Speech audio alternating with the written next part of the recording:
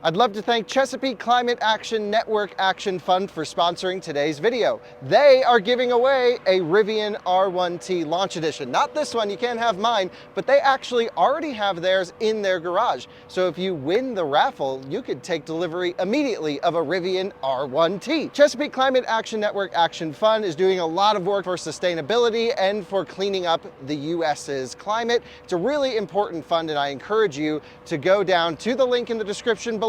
It's a $200 entry fee. There's only 5,500 tickets available. It runs through the end of summer. Go in there and earn your chance to win a Rivian R1T. If you don't want a Rivian, by the way, you can get up to $130,000 in Tesla credits. So if you want a maxed out Plaid, you can go for that too. So click the link in the description below to help a great cause and to earn your chance to win a Rivian R1T Launch Edition that's available right for immediate delivery.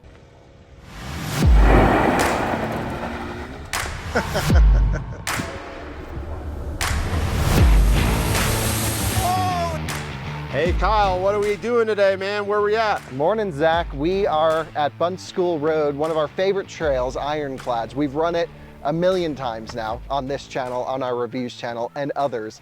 But we've never run it with 4 electric trucks. And yes. So we're going out for a good day. This is a Rivian R1T Launch Edition, and it's in the best color available, launch green, and it's got the 20-inch all-terrain tires. Our friend Robert owns this truck. This is a Rivian R1T Launch Edition with the 20-inch wheels, the all-terrains, all the off-road options, owned by our good friends, the All Electric family. They're great YouTubers who do towing and everything. They actually towed a giant Airstream with this thing, pretty much halfway across the country to get it here. It's over 30 feet, I know that. It's just absolutely insane, and they're getting a Lightning very soon as well. So subscribe to them if All you electric haven't. Truck family. That's right. That's what they got to change it to.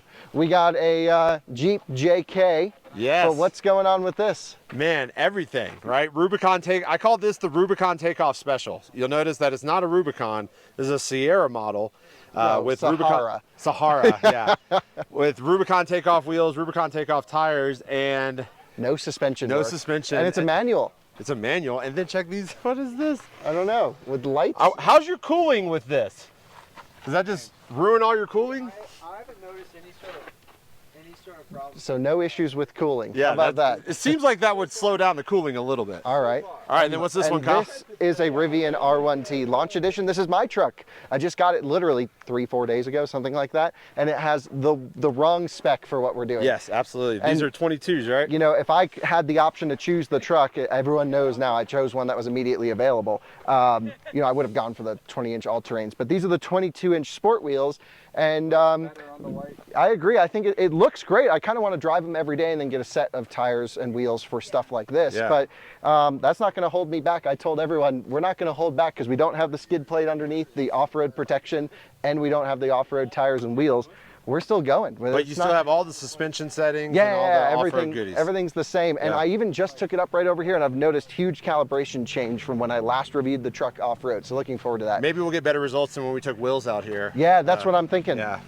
This is a Lexus GX. This is Timon's. We have a whole bunch of videos on this. It's been a star in our series for a while. Zach, what do you think of the GX? I like the GX. I think it's solid. He just drove this to North Carolina. Yeah, it's been across the country. Well over 200,000 miles. Yeah. I don't even know what it's got, but she's solid. It surprises you every time we take it out. And then we got the lowrider. We have the Ford F-150 Lightning Extended Range Platinum. The F-150 Lightning comes only in one configuration, which is the quad cab with, what is it, a 5.5 foot bed in this? 5.5 foot, that's yep. right. And so you can't change your spec. What you can do is get different wheels and tires. This is a Platinum, which is not the spec we really wanted to review, but we're so happy we have one to do it. And we have these beautiful 22-inch wheels that we're really not going to try and scratch up. Right, Zach? No. The first time, what we're going to do today for everyone freaking out is, as soon as we scrape anything, that's it for the F-150. It's parked, it's done. Yeah, it's not our truck to destroy. We're the first ones to get it loaned to. The last thing we want to do is damage it,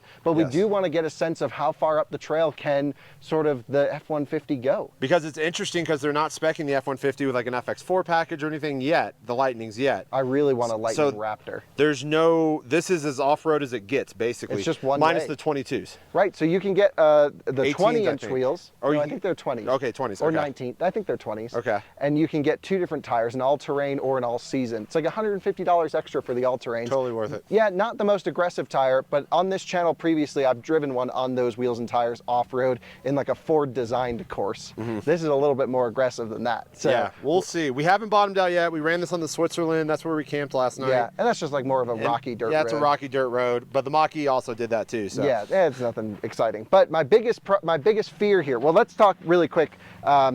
My biggest fear with this truck, look underneath it. That motor in the rear. It is low. I showcased this on our walk around. Drooping.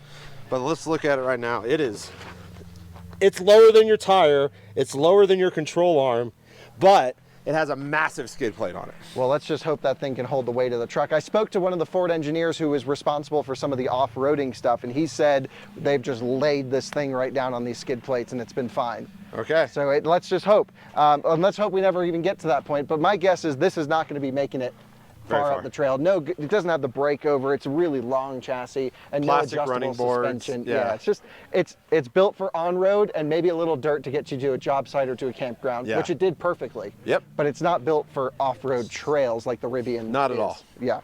So it is very rough off-road. That is a very good critique of this truck. Yeah. In my short amount of time with it, it's bouncing me around pretty Really? good. Yeah, it's definitely more bouncy than like a ZR2, which is like a dedicated off-roader with bigger shocks and things like that. Yeah. But well, because it's a non-active suspension. It's a solid suspension, right? Yeah. So static. Sorry. Which is interesting for a Platinum. I feel like the Platinum should have had some sort of Air ride or some sort of upgraded suspension. I think so too. I think, you know, at least for the money, you're getting all the truck in the world. Yeah. Massaging seats, all the stuff. Yeah, I think the base one's the way to go though. Yeah, absolutely. As tested, this is around $94,000. Right, and you can buy pretty much the exact same truck in a Pro Series for $39,000. Yeah, with $40,000. the I'm not a fan of the vertical screen.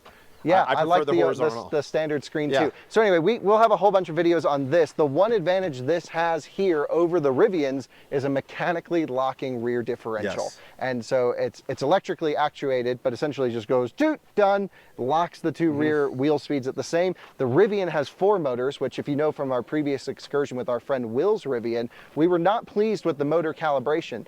However, like I said, I dropped Liv off to get one of our friends, Liv from the Mach-E vlog, to go pee up over here. And I went up over this little obstacle. I put a wheel up in the air. Let me tell you, this Rivian pretty much felt like it had a locking diff. Oh, that's good. Because I just rolled into it a little bit more and it just inched. Maybe a little software update. I think the software, it's had, I think 5 or 6 updates since the last time we had it. Maybe they saw your video. We're like, well, we got to fix that. Well, everyone kind of saw it struggling off-road.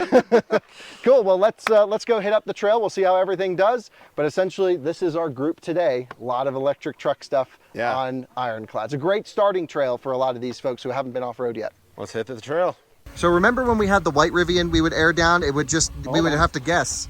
This one airs down in real time. We can actually set it. 38 PSI is what I've chosen to run on the sport wheels. I usually go down just a couple more PSI than that for the all-terrains, but because we don't have that much tire to work with, we're going down to 38 just to give the tire a chance to survive and hopefully not pop. We'll see. Time to roll out. We got the Lexus in the lead, the F-150, a Rivian. We'll sandwich ourselves between the Rivians. We're gonna put the Jeep as sort of support in the back. Liv, your first time off-roading. Woo! I'm really excited. I can't think of a better person to do this with. So. Oh, I don't know about that. I'm not the best off-roader. I kind of just hit it with speed. Okay, I'm scared now, but we're gonna do it, right? Yeah, so it should be fun. Really looking forward to feeling the powertrain control. In our truck, we have it in just the all-terrain setting in high suspension for a bit more articulation than you get in highest. And so, yeah, we're just following Robert and his truck right there. He's climbing up. This is gonna be freaking awesome. Good day to have some fun here on the Ironclads trail. And we're just wheeling it up. So let's see this really quick. Drop a wheel, get a little front tire spin, add power, and it just climbs its way up. Better powertrain control than I've ever felt in a Rivian before. That was good. Let's see if that same sentiment continues. So we're cruising up. Look at the lightning up there, crawl its way up this little obstacle. Zach's got the diff locked. I can see him. We had the back right wheel in the air, and it's doing pretty well. Looks like we're coming to a stop right here, though. It gets pretty rocky, so let's see if the lightning can do it. Take a look up over this way. There she goes. Oh, diff's open. He's got to lock the diff. Crawled right up there. Nice work, F-150. It's surprisingly usable considering how bad the ground clearance is. And then of course the Rivian just walks right up that, no problem. Let's do the same. Slowly. Yeah, you're good. She's coming down now. And you're good all the way out. And you got that rock on the right side. You guys are the best. Oh, thanks, man. Woo! God damn!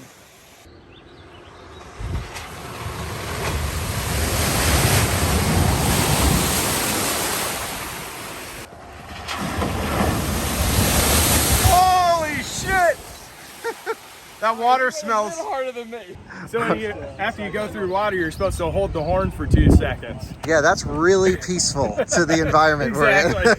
That's just So the horn fills up with water and you're supposed to blow it out. exactly. That's the really idea. funny. And then if it doesn't work after a while, you're supposed to do it again and let it dry out for a while. So, Huh, interesting. yeah, that looks. Oh, Yeah, take a look at this. So when you're crossing the water, it says press and hold the horn for 2 seconds to clear any water. That's crazy.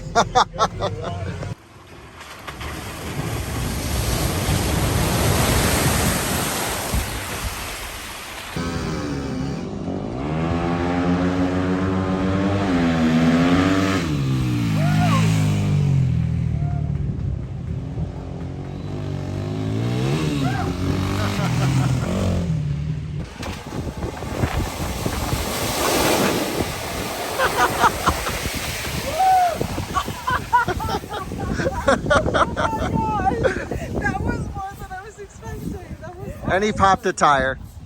full send. Yeah, Zach heard full send and yeah, just punctured the tire on a rock there. Good thing it's got a spare. Full size. Full size spare, baby. Yeah. It's 10,000 people. I think I got to. Your back blows out. Looking good there, sir. Nice wheel. all electric family to the rescue, dude. Yep, subscribe. Like, subscribe.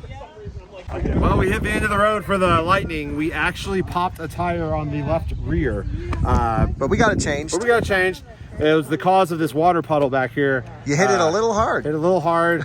On the encouragement of the Mach-E vlog, Patrick. Unsubscribe. Yeah, he was like, send it hard, so I sent it. But yeah, no, other than that, it did great. The rear diff lock worked really, really well. I didn't lose traction except for one spot where I probably should have throttled in a little bit more for the computer to kind of figure out where to send the power. On the front axle. Yeah, on the front axle, because the rear was turning, but the front wasn't doing much. But we're going to call it a day here with the F-150 because it gets harder going up that way. And the Rivians are going to continue. And your the journey. task is to go get a new tire for the rest of the important testing we have to do. Yeah. All right, see you guys. Mach-E vlog and Zach are out. But that did pretty well on the trail, gotta say. That was more than anyone would ever need to do with an F-150 Lightning. Sport tires. But definitely clearing a rock there in the Rivian. That looks good. And we are heading up to do, finally, the ironclads. Yep. Y'all ready? Let's do it. Let's go.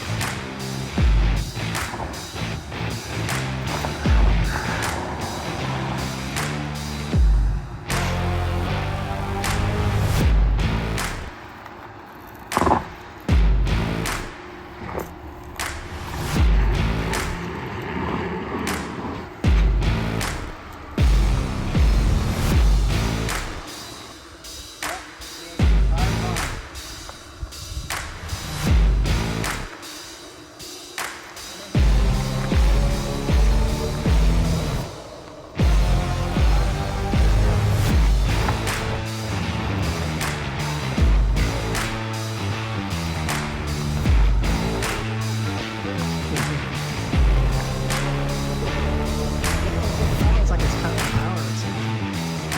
It can't be all the power it's got. There it is.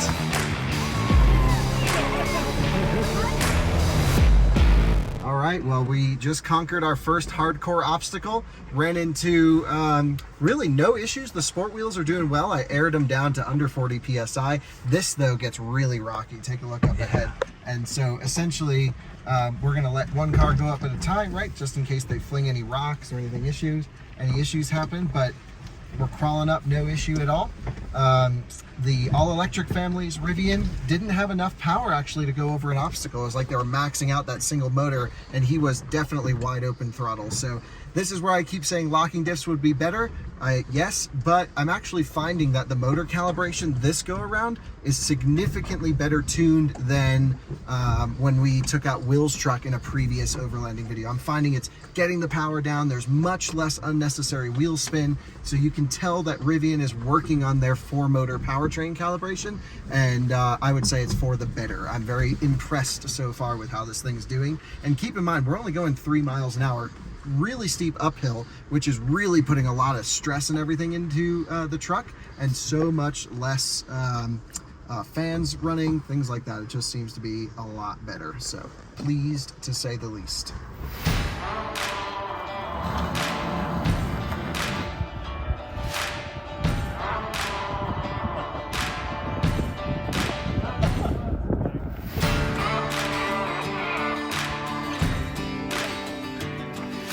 Well, it was actually pretty hard to do because it's got pretty good articulation, but we got a wheel up in the air. We got daylight under there, the way it should be. Proper driving. I mean, proper off-roading. Thank you for the guidance. I just steered what you said to do.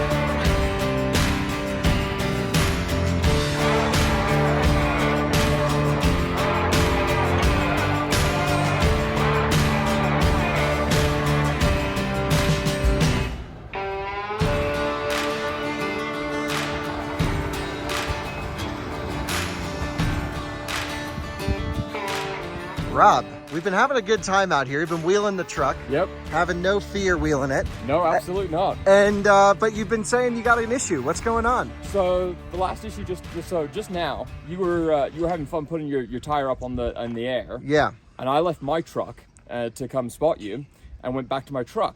Went back and put it in drive. Had a complete system failure issue. Would not let me shift out of drive, reverse. Wouldn't let me go into neutral or anything. Really? Had a complete UI restart, and it said, fine, you're good to go. But the interesting thing is the battery actually went to 000 with a giant exclamation on it. Huh. And then it reset itself and came back to 140 miles of range. Wonder if it was like a contactor not closing.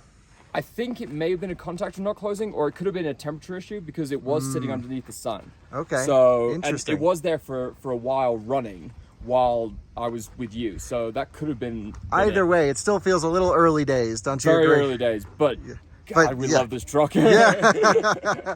Yeah, loving it. And I think, we put arguably the motors in this to the hardest test, just inching it around on that steep, and it didn't care about that. No fans either. I'm on my 3rd air compressor. Okay, so this one might be a good one. My 2nd air control unit, so we'll see. All right, well, either way, it's like, we're having fun, and we're hopefully helping them figure out their stuff. And I did flag it, so I'm going to call Rivian support here shortly and let them know that I found the problem. Awesome.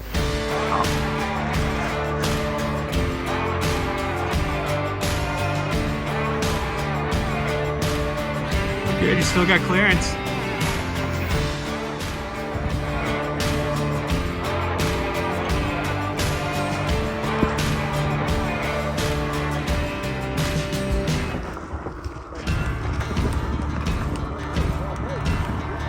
And just walk her down. Nope, keep that angle. Less. Yep. Perfect. And then just slowly walk her down. Yep. Keep a little left hand down. Yep. Keep that right there and ride that wave. Little right hand down. Slow. Coming over the root. And go for it. Good. Let's hit the puddle. we got a Rivian, right? Needs to wash off that dirt. There we go. Felt it float for a second.